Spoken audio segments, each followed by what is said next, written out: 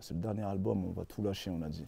Disons. On va parler. Non, mais c'est vrai, parce que réellement, déjà par le premier fait que, comme j'avais commencé à parler, c'est le fait d'être le frère de Rof, encore une fois. Bah, les ennemis de mon frère sont mes ennemis. Lourd comme une plume. Bienvenue dans Déchiffrer des lettres, déjà. Salut. Super Salut, content, poto, de, ça va, content de de te te voir. recevoir. De même. Donc on va reparler un petit peu de toute ta carrière et de ce qui arrive, de ton actualité, etc. Mais via des titres de tes albums. Ouais. Donc des titres de l'album Rêve de rue 2 Ouais. qui arrive. Et des anciens titres aussi de ta carrière. La première citation que je voudrais te soumettre, c'est pour commencer à la base de la base, donc parler de ton enfance. J'ai passé mon enfance dans la Hesse aux Comores, le gars est toujours en forme, je vais tout baiser, c'est comment? Je crois que c'est dans la track 1 de l'album, de celui qui arrive. Si Street Vérité, ouais. C'est Street Vérité. Ouais. On va revenir beaucoup sur ce morceau parce que c'est un morceau dans lequel déjà tu dis beaucoup de choses. J'avais besoin de vraiment montrer qui je suis, que je suis un humain, j'ai une date de naissance, j'ai un nom, j'ai une mère, un père, et je suis moi. Ouais. Je suis IK, TLF, tu vois ce que je veux dire, et surtout que je l'ai prouvé. Par mes compiles, par mes projets, avec mon équipe, en indépendant toujours depuis 2003. Et du coup, notamment aussi, cette partie du bled, repartir au début, à la source, Ouais. à mes débuts, ma naissance, où je suis né, qui je suis. Moi, j'ai passé mon enfance aux Comores, dans mon bled, jusqu'à 9 ans. Je suis un bédard, moi. Bête de blédard, fier de l'être. Et voilà, j'ai grandi. Mon enfance, je l'ai passé sans ma mère, sans mon père, avec ma grand-mère, dans mon village. C'est pour ça que j'ai tenu sur cet album à aller tourner les clips aux Comores dans mon village. Donc c'est beaucoup d'émotions, c'est toute une histoire que je raconte de moi pour que les gens ne me voient pas que comme le frère de Rof. Tu vois, étant petit, voilà, j'étais dans la rue, dans les rues de mon village, etc. Tu vois. Et le fait je tenais absolument sur cet album, sur le premier volet, le charbon, à aller dans mon pays, dans mon village, où j'ai tourné les images, là où je traînais, là où je glissais avec les cartons dans la terre rouge et tout. Mais ça ressemblait à quoi justement? Je courais par tous les escaliers, là tu vois les enfants, bah, ces escaliers existaient, il n'y avait pas des maisons, c'était des forêts, il y avait des arbres autour. En 89, je suis venu en France, moi. Mbéni, c'est un village très à part dans les Comores. Ah ouais? Ouais, c'est connu comme étant c'est un pays dans un pays, on va dire. Pourquoi? Qu'est-ce qu'il a de particulier qui fait ça? Particulier, c'est un pays que c'est par son peuple, par ses habitants. Et je veux dire plutôt un pays. C'est un village, c'est une commune, c'est la capitale de la région Amaamé, c'est la région du Nord. Et elle est connue pour. Elle est spéciale parce qu'elle a sorti aussi des présidents. Ouais. Il y a pas mal de présidents qui viennent de là-bas. Des grands présidents. Voilà, il y a des grands hommes, des grands vaillants à Mbéni, valeureux. C'est une terre de C'est une caractère. fierté, c'est une Corse comorienne. C'est ça en fait.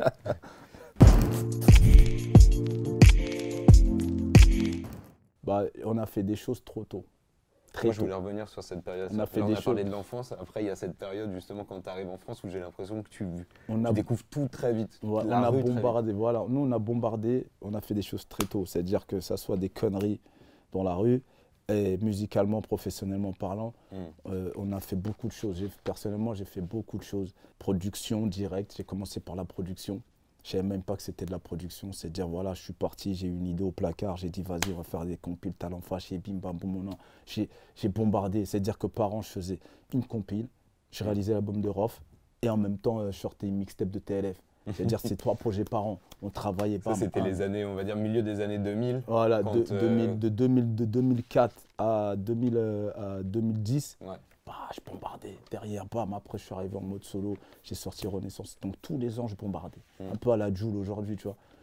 Je bombardais, du coup les gens peut-être ils me voyaient, il y a une époque qui a changé, tu vois, forcément, il y a des nouveaux qui sont arrivés, même Jul il commence à devenir un ancien, tu vois, donc ça va trop vite en fait. En fait j'ai l'impression qu'on t'appelle l'ancien aujourd'hui par rapport à une époque de musicale, ouais. Tu vois ce que je veux dire, par rapport à une époque musicale. Et du coup c'est pour ça que je dis ouais on m'appelle l'ancien parce que j'ai tout fait. Musicalement, on a fait pas mal de choses et tout. Et c'est vrai aussi, dans la rue, les frérots, ils m'appellent l'ancien parce qu'ils ont écouté mes textes. Les petits aussi, ils ont écouté mes textes. Et ils savent qu'on ne ment pas. Et du coup, on a fait pas mal de choses. Ouais. Ça, c'était en 2010, 2009. même des gens proches de moi, hein, ils me disaient, ouais, tu fais le chanteur R&B, tout ça, tu vois. Je savais déjà, tu vois, j'étais dans un délire où, en fait, quand je suis arrivé, quand j'ai fait Message du caractère, ce morceau, il était vocodé de A à Z. J'hésitais. En fait, je l'ai posé sans autotune. J'ai essayé avec l'autotune et ça allait mieux, ça allait bien. Tu vois, ça passait 100 fois. Et moi, j'ai grandi avec comment dire, des sons quinri, où les gens ils utilisaient, même des Snoop qui utilisaient de l'autotune, etc., vocodeur, etc., ouais. Tu vois, les sons West Coast et tout, tu vois. California, California, tu vois, Talkbox, c'est les sons trafiqués, tout ça. La musique, c'est un art, tu vois. Donc, tu peux, c'est un outil, tu vois, tu peux, pour faire kiffer les gens, pour déjà, dans le tome, tu kiffes en premier, tu as le droit d'utiliser ce jeu. Donc, moi, j'ai jamais été fermé d'esprit, tu vois. Toujours été ouvert d'esprit vers d'autres musiques. C'est pour ça que j'étais peut-être l'un des premiers rappeurs à aller sur Énergie. Je veux dire, avec le feat avec Corneille.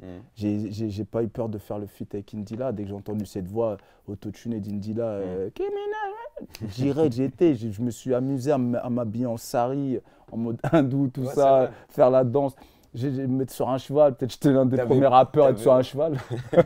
T'as jamais eu ce côté. Jamais été. Moi, je suis pas un mytho. Ouais, non, mais et puis même de pas vouloir se mettre en scène ou des choses comme ça, ou en tout cas rester bloqué dans cette image de rue, peut-être que t'as vu avec talent fâché, tu vois, énervé, machin. Toi, quand il a fallu que tu y ailles et que tu tentes des trucs, tu l'as tenté. Ouais, moi, quand je fais un truc, je vais au bout et voilà, je sais qui je suis. Personne ne dira qui je suis. Moi, je sais qui je suis. Dans ma tête, je me dis, j'ai rien à prouver en vérité. Tu vois, si je kiffe, si j'ai envie de faire un truc, je le fais. Ça, c'est pas toi qui va m'interdire de faire quelque chose, c'est pas ta mentale, c'est pas ta vision à toi qui va me freiner. T'as capté ou pas? C'est quoi les plus grosses ça expérimentations musicales que tu as fait pour toi dans ta carrière? Le moment où vraiment tu as tenté un truc et tu t'es dit, putain, là, quand même. C'est le feat avec Corneille. Franchement, je te dis la vérité, j'étais pas d'accord. Ah ouais? Ah ouais, j'ai dit putain, j'étais comme ça, je disais mais non, putain. Parce qu'en fait, il y avait un titre qui existait, il y avait le titre original avec Fred, avec Jean-Fred plutôt. C'est un mec, je voulais une voix à la Garou. À défaut d'avoir Garou, j'ai essayé de l'avoir Garou, hein, je te jure. Ouais, je te le jure. Ouais, même Pascal Obispo. Je te jure, j'ai fait demande et tout. Ouais, bon, Obispo, il était assuré, je voulais aller le chercher et tout ça. Je voulais avoir une voix variée. Quand je suis arrivé en France, c'était Michael Jackson, c'était Sting, c'était Police, c'était Dire Street, c'était Bob Marley, c'était différents sons, c'était Kool and the Gang, c'était la funk, c'était un mélange de tout. J'ai jamais été fermé, j'ai grandi avec ce genre de musique. C'était Whitney Houston, Madonna. Donc tu vois, j'ai grandi avec tout ça moi, t'as capté. Donc après j'ai découvert le rap, tu vois, à travers mon frère aussi, notamment. Et du coup, j'ai jamais été. Moi, j'écoute de tout. J'écoute de tout, moi. Tu vois ce que je veux dire? La variété française, de Aznavour à Renaud. Tu vois ce que je veux dire? Il a fallu aller chercher Pascal Obispo à Et je suis parti. Je te dis la vérité, je mens pas, moi. Non, je suis pas un menteur. Donc, Dieu voit tout. Pourquoi mentir? Donc, le truc, c'est quoi? C'est que on a eu Jean-Fred. David Big Nas, il m'a dit, j'ai un mec, il a une voix à la Garou, il fait des comédies musicales. J'ai dit, vas-y, fais écouter. J'ai écouté, j'ai dit, ah, c'est ça, vas-y, ramène-le, à défaut d'avoir Garou. Du coup, on l'a ramené et ça a donné un bon morceau. Et derrière, pour faire la réédition, j'ai mon frérot Francis Julien, qui est directeur label de chez W-Lab. Et il me parlait, il me dit, ça serait bien de faire le remix, tu sais, Corneille. Il me parlait de Corneille, et Corneille n'avait jamais fait de feat.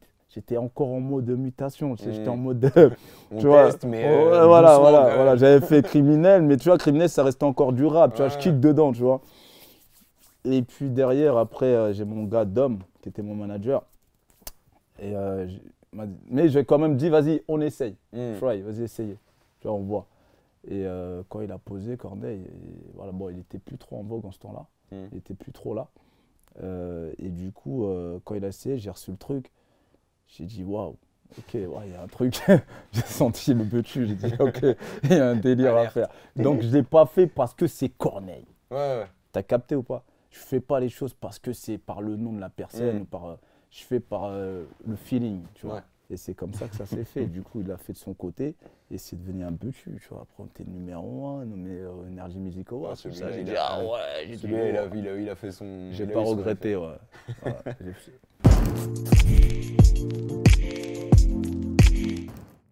Ah, c'est vrai qu'il y a, il y a des gens, il y a des humains, il y a des humeurs, il y a des histoires. Des fois, tu demandes pas la merde. Et nous, on cherche pas la merde. Moi, j'ai jamais cherché la merde. Jamais je suis venu voir quelqu'un, qu'est-ce qu'il y a toi ou... Moi, j'aime pas ça. J'aime pas les gens qui hagards, j'aime pas les gens qui manquent de respect. J'aime pas les gens qui viennent voler les gens. J'aime pas les voleurs. Mais voilà, j'ai toujours été comme ça depuis tout petit. Mais moi, jamais je vais venir taper en premier ou quelqu'un, tu vois, à part s'il m'a fait du sale, tu vois ce que je veux dire. Voilà. Ça, je l'avais c'est pour ça que j'ai dit ça. C'est quand je mets une gifle à quelqu'un, c'est je lui fais une fleur. À défaut de l'enculer, lui faire le, tu vois, voilà, l'envoyer à l'hôpital, bah une gifle, c'est une fleur, ouais, c'est vrai. C'est surtout la deuxième partie de la rime aussi qui m'intéresse. Tu me dis on colle une étiquette, mais j'en tiens pas rigueur. Ouais. C'est quoi l'étiquette qu'on te colle généralement justement? Ah, l'histoire est longue, poteau. T'es sûr, t'as assez de batterie? On verra. Écoute, c'est Dieu qui donne. Non, mais j'ai forcément cette étiquette qu'on m'a collée pendant, surtout ces six dernières années, j'en ai beaucoup souffert, en vérité, tu vois. C'est le dernier album, on va tout lâcher, on a dit. on va parler. Non, mais c'est vrai, parce que réellement, déjà par le premier fait que, comme j'avais commencé à parler, c'est le fait d'être le frère de Rof, encore une fois. Bah, les ennemis de mon frère sont mes ennemis, naturellement. T'as rien demandé, t'as des dommages collatéraux, t'as des gens qui n'aiment pas mon frère. Bah, ils vont venir me... Et moi, je l'accepte, hein, t'as vu?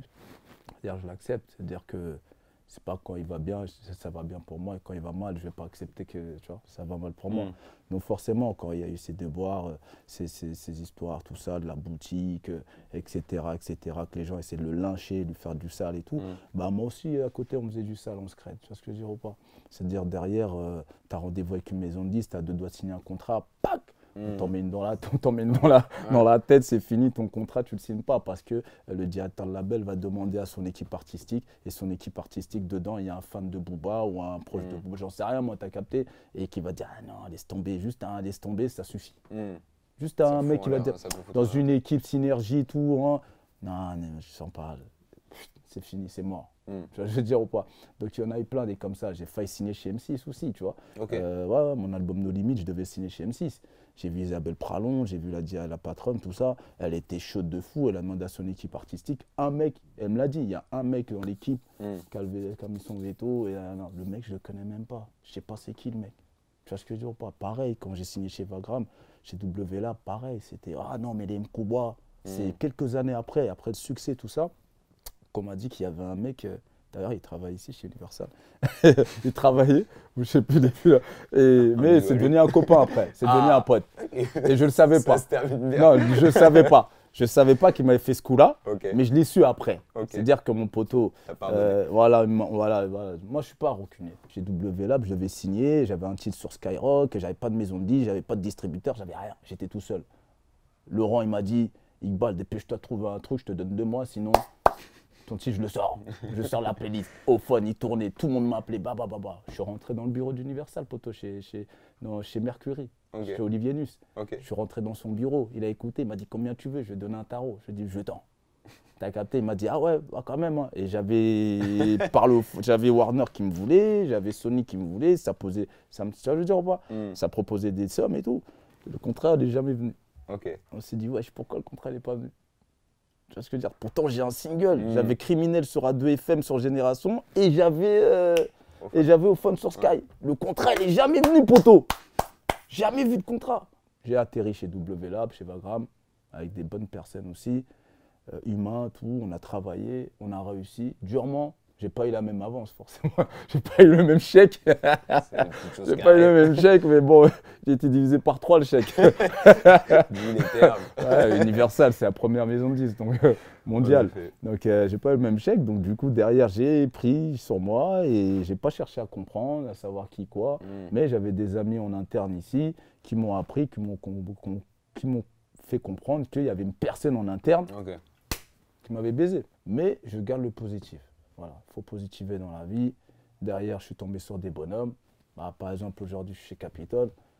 Voilà, le directeur de label, c'est les deux là. Les 2 hommes, c'est des bonhommes pour moi. Tu vois, on s'est vu, on s'est serré la main, on a parlé de A à Z. Bonhomme.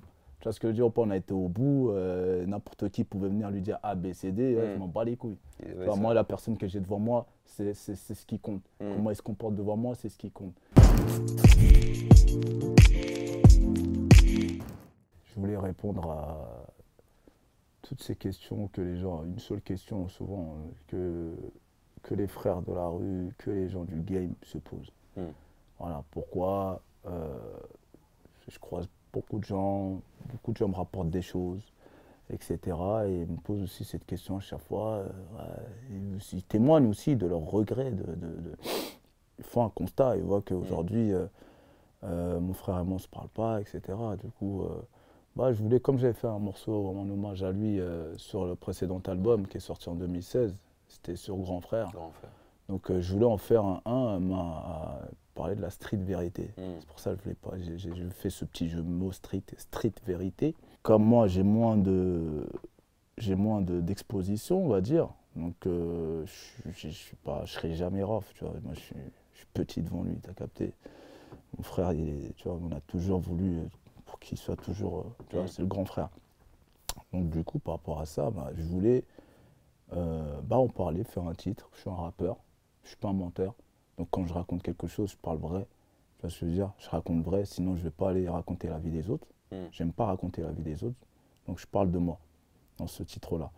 Donc j'ai tenu à parler à ce public qui nous ont suivis, qui nous ont écoutés, qui ont entendu certaines valeurs sortir de nos bouches, des paroles sortir de nos bouches, pour les motiver, pour les aider dans leur vie.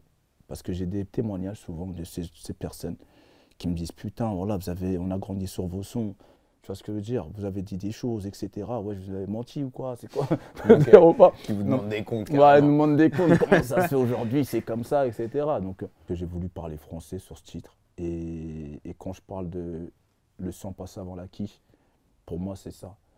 Le sang, la famille, ça passe avant tout ça, l'argent, etc. Tu vois. Et des fois, quand tu n'as pas moyen de pouvoir dire les choses, tu as ce canal, la musique, et tu peux t'exprimer et dire les choses comme lui, il a pu le faire aussi sur différents albums, sur différents moments de sa vie, différentes humeurs. Tu vois. Donc moi, j'ai tenu aussi à m'exprimer sur ce titre. Il fallait que je me justifie, il fallait que j'explique aux gens.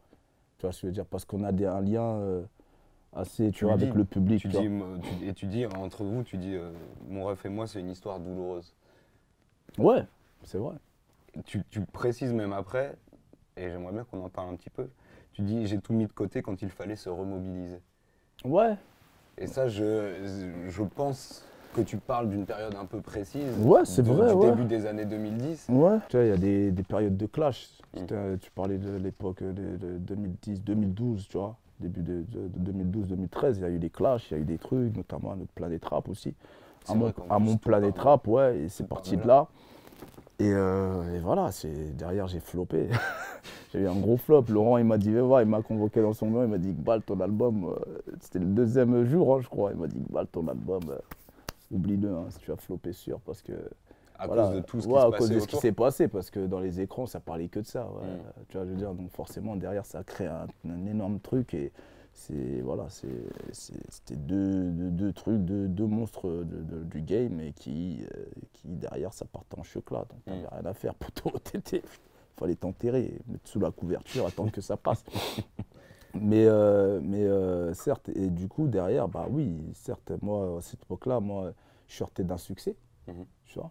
Je revenais d'un succès avec, comme on a parlé, avec Indila, Corneille. J'avais fait un album qui avait plus vendu que tous mes albums, Renaissance. J'ai eu un gros succès, on a fait des 100 000 singles, on avait fait des 50 000 singles de Criminel aussi. Derrière ça, j'ai rejoint l'équipe. Je suis revenu avec l'équipe. Mais j'étais tout seul à cette époque-là, quand j'ai tenu le nom TLF, la marque TLF, je l'ai fait vivre au plus haut, comme elle n'a jamais vécu. Tu vois, je veux dire, c'est pour ça qu'aujourd'hui, les gens m'appellent TLF. C'est vrai. Parce que j'ai gardé le nom TLF. TLF, c'est-à-dire talent fâché. C'est les initiales. Donc voilà, c'était le crew. Tout le monde faisait partie, mais les deux rappeurs, c'était Alain Delombre et moi. Alain Delombre, c'était mon artiste, à la base. Dans notre label Talent Fâché Records. Plutôt, on s'est séparés, j'ai continué avec TLF. J'ai hésité à l'oublier, mais j'ai dit non, TLF, c'est mon bébé, j'ai investi, j'ai posé du bif, poteau. T'as vu, c'est difficile. Les gens, ils ne s'imaginent pas, ils ne se rendent pas compte, tu vois, je veux dire. Depuis le début, je sors de l'argent. Ouais. Depuis le début, depuis 2003, tout ce que j'ai sorti, tout ce que j'ai fait, c'est mon oseille. J'avais un pote à moi qui me suivait dans le truc, on investissait à deux. Sinon, ça sortait de nos poches. On n'attendait pas les maisons de disques pour venir nous payer des albums. Toutes ces histoires qu'il y avait, tu vois.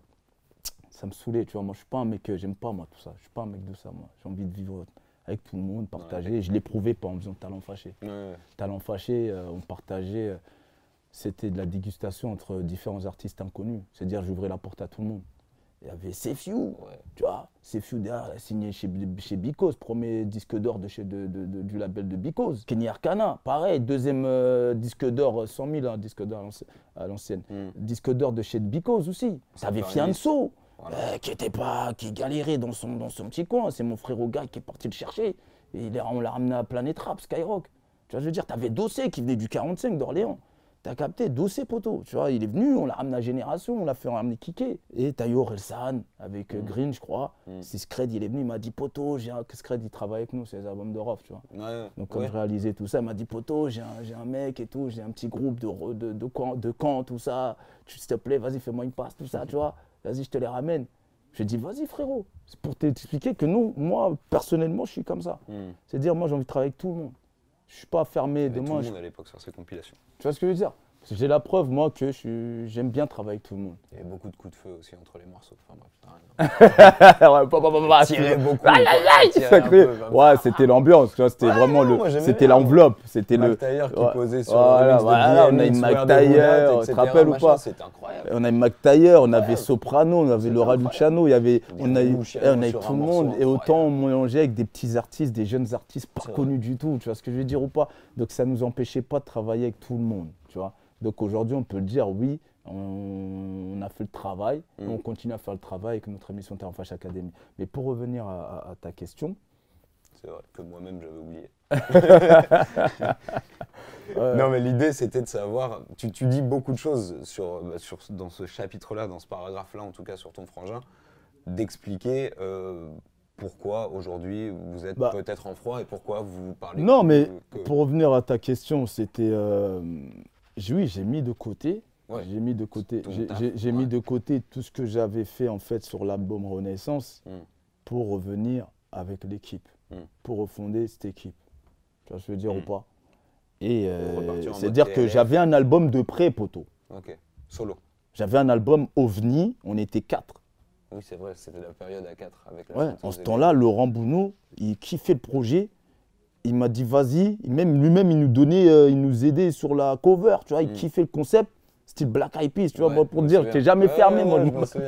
Et du coup derrière il m'a dit vas-y. T'as tout bousculé. J'ai tout bousculé, j'ai tout mis de côté. Enregistrer un morceau comme Barça et revenir pour dans la merde, dans les histoires. On est dans les bagarres. Voilà, on est parti dans les histoires. Je veux dire, c'est-à-dire j'étais dans un concept où j'étais tranquille et tout, et je suis reparti dans le côté obscur, tu vois. Je l'ai pas regretté parce que je peux pas le regretter. Ce qui est écrit est écrit. Pour mon frère, j'y vais. Je vais dire ou pas, je pense pas, je réfléchis pas, j'y vais. Donc voilà, j'ai suivi un truc qui a fait que derrière ça, ça a créé des... Lui-même, il n'a pas voulu tout ça, je pense, tu vois ce que je veux dire ou pas? C'est des humeurs de chaque homme, chacun est comme il est. Et moi, derrière, ça m'a coûté, derrière, c'est des pertes. Des pertes, des grandes pertes. Pour moi, en tout cas, à mon échelle, tu vois, c'était des grandes pertes, tu vois ce que je veux dire ou pas? Mais on ne regrette rien, ça fait partie de mon histoire. Du coup, nous, depuis tout petit, on s'est fait comme ça, des autodidactes. On vient de la street. La musique, je ne me voyais pas forcément dedans. Et j'y étais par, comment dire, parce que voilà, ma mère est tout le temps, elle ne voulait plus venir me voir au parloir, donc à Nanterre. Elle m'a dit je ne viendrai plus, déjà en 2001 elle m'a dit je ne viendrai plus la prochaine fois. Donc du coup là, elle est quand même venue, c'est une maman, tu vois, à Nanterre. Mais je lui ai dit non, tu vois, c'est pas bien, donc faut que je réfléchisse à un truc et tout, tu vois. Et moi, un ancien de chez moi, big up à lui d'ailleurs, le frérot Zinzin, et ouais, il m'a dit ouais gros, t'as vu, vas-y, arrête tes conneries, fais comme ton frère, tout. C'est vraiment ce moment, j'en parle, parce que c'est vraiment ce moment clé. Tu l'avais écrit, ouais, tu vois, ce moment dans Grand Frère, tu vois, c'est vraiment ce moment clé de ma vie, de ma jeunesse, qui a fait que putain, il faut que je fasse un truc. Sinon, que j'allais continuer à faire mes conneries, tu vois, essayer de me débrouiller, un rat de la ville qui essaie de se débrouiller, tu vois ce que je veux dire. Et je dis pas, je suis un grand voyou, je suis un grand narco, ou je sais pas quoi, non, j'étais un débrouillard, c'est tout.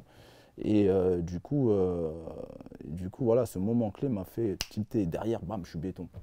Et du coup, j'ai eu le temps de réfléchir un peu à Nanterre. Et en sortant, j'ai eu cette idée de Talent Fâché. Tu vois ce que je veux dire? Donc du coup, j'ai compris petit à petit c'était quoi l'indépendance. Il faut poser, il il faut appeler le clip, il faut enregistrer, mixer, masteriser, fabriquer les CD. Donc nous, on allait payer la fab, on n'avait pas de distributeur au début, on allait nous-mêmes pour ramener nos cartons avec nos CD, on allait les chercher chez le fabricant, on les prenait, on les ramenait à la Fnac, Montparnasse, ouais, c'est Montparnasse, Créteil, ceux qui voulaient bien nous prendre, tu vois. Ouais, t'en prends 20 à Urban Music à Châtelet, c'est ça, Urban Music à Châtelet, dans les petits magasins. Lui, il nous en prenait beaucoup, c'était notre meilleur vendeur. Ah ouais, lui, il nous en prenait, ah ouais, il prenait des 400, 500, sans ça partait, il nous rappelait. Mais quand je voyais son numéro, je décrochais direct, ouais, poteau, vas-y. J'étais content, tu avais plein de petits sites qui nous en prenaient. C'était vraiment le chemin là, et tout ça, ils nous en prenaient, pourquoi? Parce qu'on appelait BESS, on appelait Couvre-Feu, on appelait La Nocturne, Fred, on appelait Cut Killer Show. Tu vois ce que je veux dire? Toutes les émissions SP. Toutes les émissions SP, on allait, on leur tapait à la porte, on les harcelait, poteau. Dès qu'ils voyaient mon nom, oh là là là là, ils vont pas nous lâcher. Donc ils nous calaient une émission, on allait, on ramenait Sefi, on ramenait Zesso, on ramenait plein d'artistes, tu vois ce que je veux dire, pas connus dans le temps. Donc ils allaient freestyler, kicker, etc. C'est comme ça qu'on a réussi à faire du buzz, à créer nos trucs et que les gens après ils allaient acheter ça au magasin. Et du coup derrière, les magasins nous rappelaient. Donc j'ai dit, ah en fait c'est du sérieux ça, il y a de l'argent à faire. Donc j'ai vu un chemin, quelque chose de plus tranquille qui faisait que voilà, je pouvais investir dedans mon temps, mon énergie et mon argent. Donc voilà, ça s'est fait comme ça et du coup, on ne savait pas qu'on était des producteurs, ça ne portait pas de nom pour nous, c'était la débrouille, c'est tout, le seul nom que… Gagner de l'argent. Le seul nom que ça portait, c'est gagner des sous et la débrouille, c'était la débrouille. Voilà, coller nos affiches, nos stickers partout, etc. sur le périph' et tout, tu vois, ça on l'a fait. Avec la colle partout, etc. Voilà, on avait tout. On écrivait nos textes, voilà, tu vois, ce truc-là, il y en a pas mal, il y a des artistes qui l'ont fait et j'en fais partie et j'en suis fier parce qu'on était des autodidactes, on a appris le truc tout seul, on ne l'a pas montré comment faire, on l'a appris, bah, en fait, il faut faire comme ça, il faut y aller au charbon tout seul, tu vois. Et du Rêve de rue 2, le charbon, tu vois, parce qu'on a toujours été comme ça jusqu'à aujourd'hui avec les nouveaux outils et tout, etc. On est obligé de faire avec, tu vois. Forcément, tout à l'heure je te citais plein de noms, forcément, jamais on t'a payé un grec, on va dire. Donc, non, et notamment aussi, au-delà de ça, tu as envie de garder, des relations, des gens que tu aimes bien, que tu as bien aimé, tu vois ce que je veux dire, tu as envie de continuer à parler avec eux, tu vois, il n'y a plus ça du tout, tu vois, c'est complètement du jour au lendemain, plus de nouvelles. Et par exemple, moi, contrario, aujourd'hui, j'ai des gens du game qui, par exemple, Damien Régnier, qui était mon premier chef de projet sur mon album Rêve de rue. Aujourd'hui, on est potos, tu vois, je veux dire, on est copains, on s'envoie des messages, notamment, t'as Rizwan aussi, de Rap Punchline. Au-delà de ça, tu vois, on se connaît depuis, on s'envoie des messages, ça va, la famille va bien. Tu vois, des trucs simples comme ça. On a tenu Pauline Regnault, pareil, tu vois ce que je veux dire. Et tu as des gens comme ça, du game, on est humain avant tout, tu vois, il n'y a pas que l'argent. Il y a des gens, ils sont tenus que par l'oseille, tu vois ce que je veux dire ou pas. Au-delà de l'argent, au-delà du métier, au-delà de cette caméra, il y a l'humain, tu vois ce que je veux dire ou pas. On vient et on monte sans tout ça. On partira sans tout ça. Donc du coup, moi je tiens à ces valeurs-là. Tu sais, simplement, bonjour, ça va, tu vas bien. Il n'y a plus, tu vois. Et certains, d'autres aussi, qui vont aller, des gens à qui tu as donné l'heure, tu as fait l'erreur de leur donner l'heure, notamment parce que tu t'en bats les couilles en vérité, tu veux la porter à n'importe qui et c'est pas bon. Donc j'ai vu avec l'expérience que c'est pas bon d'ouvrir ta porte à n'importe qui, ton cœur à n'importe qui. Et je l'ai fait avec des jeunes artistes qui débutaient, je voulais me produire pendant 4 ans. Là, j'avais mon studio à Saint-Ouen et j'ai fait cette erreur de te coller à des gens qui demain ils prennent confiance parce qu'ils voient commenter, parce que peut-être de l'extérieur ils te voyaient d'une manière. Et une fois qu'ils sont proches de toi, ils voient qu'en fait, tu es quelqu'un de simple. En fait, on peut même te marcher dessus. On peut essayer de te marcher dessus. Pas te marcher. On peut essayer de te marcher dessus, tu vois. Et du coup, ils prennent la grosse tête. Et derrière, tu les charges parce qu'ils sont à côté de toi. Tu les charges, tu manges même, ils viennent même manger chez toi, à Barbac, tout. Derrière, tu les charges parce qu'ils voient, ils peuvent te voir ta vie, etc. Et derrière, ils vont aller mal parler de toi. Tu vois ce que je veux dire? Parce qu'à force de leur dire oui, un jour, tu vas leur dire non. Ils ne vont pas être d'accord, ils vont aller te salir derrière. Ils vont dire, elle est comme ci, elle est comme ça, ils vont même en rajouter, tu vois. Et malheureusement, j'ai fini par en gifler un récemment. Tu lui as fait une fleur. Je fais une fleur, une belle fleur, franchement. Ok. Ok. Non, mais c'est vrai, c'est vrai. Parce que c'est des gens que t'aimais bien, c'est un petit frère, le mec, tu vois, tu l'aimes bien, Il y a un mec, j'ai fait des top lines. Il m'a ramené des artistes, je lui ai fait des top lines. J'ai ouvert mon studio. On s'est mis d'accord sur un deal. On s'est serré la main. Je lui ai dit, poto, ramène-moi un contrat, comme ça, c'est sûr. Aujourd'hui, je n'avance pas si tu n'as pas de contrat. Maintenant, j'ai compris en vérité. Donc, derrière ça, une fois que le projet prend forme, une fois qu'il va dans les maisons de disques, il va faire écouter aux maisons de disques, il disait ah ouais, je peux signer. Derrière, il revient, il te dit poto, on m'a dit, tu es en train de me carotter. Mais poto, on s'est mis d'accord. Sinon, jamais. Moi, je suis quelqu'un, j'ai fait des choses dans ma vie. Tu as capté ou pas? Pourquoi je vais venir. Je te demande pas d'argent pour me payer, pour mes services. Il y en a, ils ont à peine fait, même pas la moitié de ce qu'on a fait. Ils demandent paye-moi, je viens pas sinon. Tu vois, je veux dire, déjà, le fait, je me déplace, je t'ouvre mon studio, tu enregistres, je fais des top lines pour ton artiste, je te ramène mes beatmakers, je te fais le studio, tu payes pas, etc. Et à la fin, tu reviens, tu me dis, c'est moi qui est en train de te carotter. Mais c'est toi qui es en train de me carotter, mon cousin. Tu finis par te faire gifler, ferme le studio, paye. Tu vois, mais Dieu est grand. C'est la preuve. On est là, on est chez Capitol, premier label de France, on sort notre album, on va se battre pour cet album. Tu vois, je veux dire, on a signé des artistes, on a d'autres artistes dans d'autres maisons de disques, on travaille, c'est pas toi qui fais la loi, poto. Tu vois, tu peux aller me salir, les gens peuvent aller me salir, ça ne m'arrêtera pas, poto, Dieu est grand. Le présent, là, c'est cet album, du coup, l'épisode 1 du Rêve de rue, volume 2. Est-ce qu'on peut en parler déjà de ça, ou est-ce que c'est encore un peu confidentiel? Moi, j'ai grandi dedans, je suis un enfant du rap, on va dire. Tu vois, j'ai grandi par... Première étape, c'est déjà en écoutant mon frère, être dans le studio avec lui quand j'étais plus jeune. Il a fait Code de l'honneur, j'allais au studio avec lui, j'ai accompagné. Ensuite, derrière, par ma propre débrouille, mes projets Talents Fâchés, j'ai grandi avec des artistes qu'aujourd'hui, c'est des stars du game, etc. Du coup, je peux m'estimer être un enfant du rap. Bon, je ne suis plus un enfant, un grand enfant du rap, un grand gamin du rap. Donc, ouais, voilà, j'ai traversé les époques. Alhamdoulilah, je suis toujours le même, je n'ai pas changé. Peut-être un peu plus gentillé, un peu plus de sagesse que disent mes potos. Ils me disent, ah, t'as changé, avant, t'étais plus... Donc voilà, heureusement, c'est-à-dire que voilà, il y a du positif. Et donc j'ai envie de finir tout ça sur une bonne note positive, avec un bel album qui s'appelle Rêve de rue 2. Et voilà quoi. Après, tu me parlais du charbon, certes, ouais, je l'appelais le charbon parce que c'est pour résumer toutes ces années. On a charbonné. Voilà, je ne suis pas tout seul, on n'y arrive pas seul ici-bas. Je suis avec des potos qui m'aident. Au moment où je suis faible, au moment où je suis fort, je suis avec eux. Tu vois ce que je veux dire, ça ne bouge pas. Lourd comme une plume.